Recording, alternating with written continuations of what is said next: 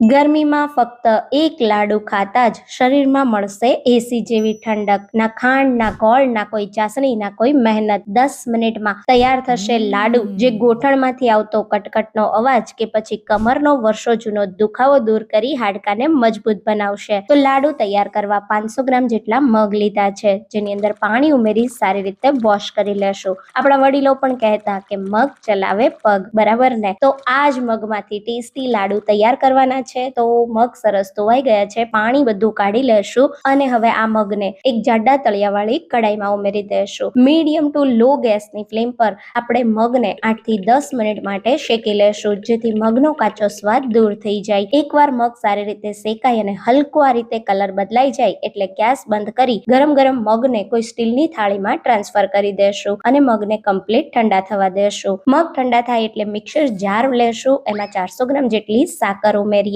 સાકરની તાસીર એકદમ ઠંડી હોય છે, જે લાડુને હેલ્ધી અને ટેસ્ટી પણ બનાવે છે. સાથે આપણે 3 નંગ જેટલી ફ્લેવર માટે એલચી ઉમેરીશું અને અડધા કપ જેટલું ટોપરાનું ખમણ ઉમેરી બારીક બધી વસ્તુને પીસી લેશું. હવે આ મિશ્રણને આપણે ચાળી લેવાનું છે અને આ જ મિક્સર જારમાં આપણે ઠંડા થયેલા મગ ઉમેરી દેશું અને મગને કરકરાએવા પીસી લેશું. લાડવા ભાખરીનો લોટ તૈયાર કરતા હોઈએ એ જ રીતે મગનો લોટ બનાવવાનો છે. તો સારી રીતે મગનો લોટ તૈયાર થઈ ગયો છે, એને પણ આપણે ખાસ એકદમ સરસ ચાળી લેશું અને હવે તૈયાર થયેલા મિશ્રણમાં 1 ટેબલ સ્પૂન બદામ અને 1 ટેબલ સ્પૂન કાજુના ટુકડા ઉમેરી મિક્સ કરીશું. હવે લાડુમાં બાઇન્ડિંગ આપવા માટે 1 કપ ઘી ગરમ કરીશું. ઘી ગરમ થાય એટલે ગેસ બંધ કરી થોડું ઘી આપણે તૈયાર કરેલા લાડુના મિશ્રણમાં ઉમેરીશું. અહીંયા આપણે બધું ઘી એકસાથે નથી ઉમેરવાનું, લાડુમાં બાઇન્ડિંગ આવે એટલું જ ઘી ઉમેરવાનું છે. તો થોડું ઘી ઉમેરી આ રીતે સરસ મિક્સ કરો. લાડુ વળવા માંડે અને બિલકુલ મિશ્રણ કોરું ના લાગે એટલે આપણું લાડુનું મિશ્રણ તૈયાર છે. તો આ રીતે એક કરી અને આપણે બધા જ લાડુને વાળી લેશું. લાડુ વળાઈ ગયા છે, કોઈ પણ એરટાઇટ કન્ટેનરમાં ભરી